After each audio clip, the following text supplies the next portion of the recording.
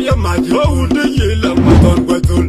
Oh, I am my own the yellow, my tongue. My tongue, my tongue. Oh, my tongue by tool, the yellow, my tool.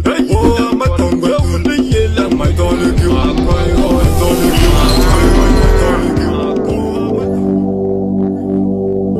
Oh, garom lo badga ma da po juge.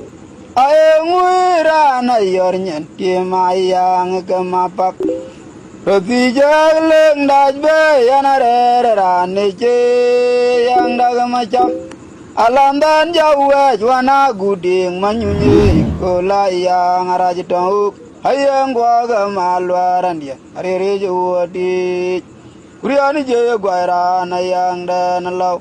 Amu guda dit ku ba kwe ayang oga pindul to golong da kama chamriaran dia ayo gurian je nagra na yang dan law amu guda dit ku ba kwe ayang oga pindul to golong da kama chamriaran dia anamira ka je nuara la na yang dan ayana papiolu anara mekkuraya Ana kurwarom lu yana ram kan kencaran yong ana mira gajene wara la mayang dana kona papiolum ana ram kekuraya ana kurwarom lu yana ram kan kencaran yong ana mira gajene wara la mayang dana kona papiolum ana ram kekuraya Ana kurwarom luy, ana ram kan kencaran.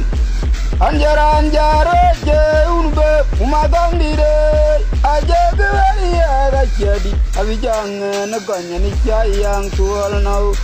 Abram jalo madurwalan bran makwo. Ayang wa makanya moy ter kelayang. Aben wengodu macam riar.